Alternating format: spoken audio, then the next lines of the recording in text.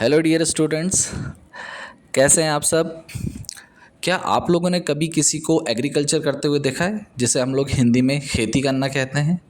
हाँ, क्या आपको इंटरेस्टिंग नहीं लगता किस तरीके से एक सीड लगा के ढेर सारे प्लांट्स बनाए जा सकते हैं और उन ढेर सारे प्लांट्स में कितने सारे क्रॉप्स बनते हैं। और क्रॉप्स, जैसे कि आपको पता है, हमारे फूड के लिए कितना इम्पोर्टेंट सोर्स है। और हम source of food mainly agriculture से हमें मिलता है।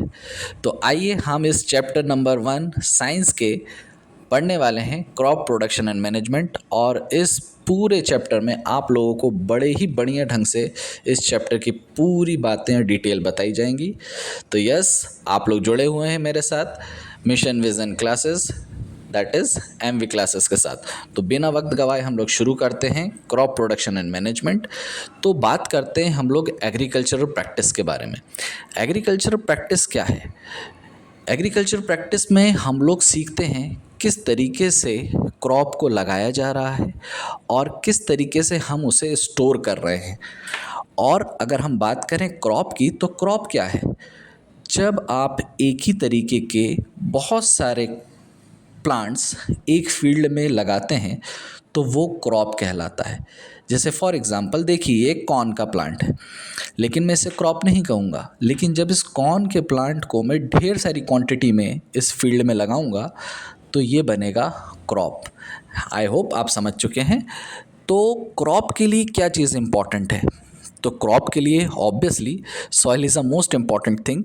लेकिन सॉइल और वाटर के अलावा भी इस क्रॉप को बहुत सारी दूसरी चीज़ों की भी रिक्वायरमेंट होती है, जिसके तहत वो प्रॉपर जर्मिनेशन कर सकते हैं।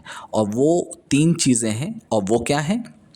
वो हैं टेम्परेचर, वो है ह्यूमिडिटी एंड वो है रेनफॉल। तो इन तीनों फैक्टर्स का आपके क्रॉप पे बड़ा ही इम्पॉर्टेंट असर पड़ता है, जिससे आपका क्रॉप हेल्दी हो सकता है या जिसकी कमी से आपका क्रॉप जो है ख़राब भी हो सकता है। हम लोगों ने जो क्रॉप को क्लासिफाई किया है वो किया है 2 पार्ट्स में। बेसिकली कहा जाए तो आपके क्रॉप्स 2 पार्ट में क्लासिफाई हैं। बहुत ही इजी है समझना।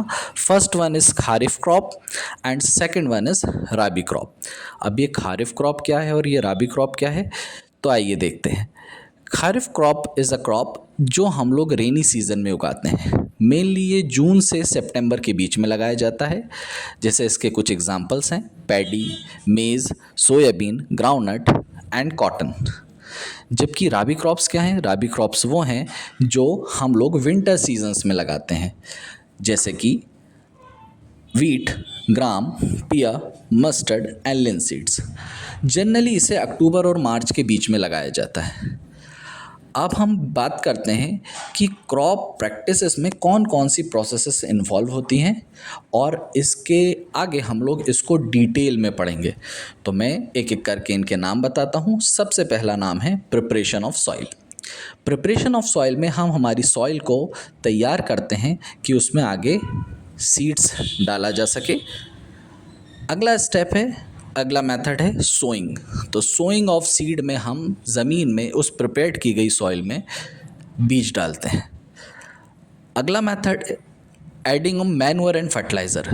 कई बार हमारे सॉइल को बहुत सारे न्यूट्रिशंस की ज़रूरत पड़ती है, कई बार हमारे प्लांट्स को बहुत सारे न्यूट्रिशंस की ज़रूरत पड़ती है। तो उस न्यूट्रिशंस की अवेलेबिलिटी मैन्योर और फर्टिलाइज़र के फॉर्म में हम प्लांट को प्रोवाइड करते हैं, ताकि हमारा प्लांट बहुत अच्छे से ग्रो करे। अगली प्रोसेस है irrigation. Irrigation is simply watering the plant.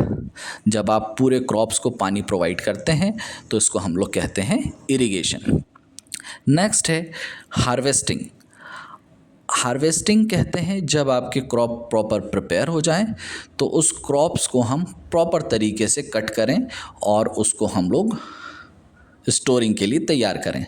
और last but not the least, सबसे इम्पॉर्टेंट चीज़, आपके पके हुए क्रॉप को, आपको प्रिपेयर्ड क्रॉप को अब हम लोग स्टोर करने वाले हैं। तो ये कुछ मेथड्स हैं जो कि एग्रीकल्चरल प्रैक्टिस के लिए बहुत ही इम्पॉर्टेंट है। अगले वीडियो में, अगली क्लास में हम लोग इस सारे मेथड्स को बिल्कुल डिटेल में समझेंगे, इसके तरीके समझेंगे कि किस कितने तरीक़ों से इरिगेशन किया जा सकता है, कितने तरीक़ों से स्टोरिंग की जा सकती है, कितने तरीक़े से हार्वेस्टिंग की जा सकती है, पूरी बातें डिटेल में।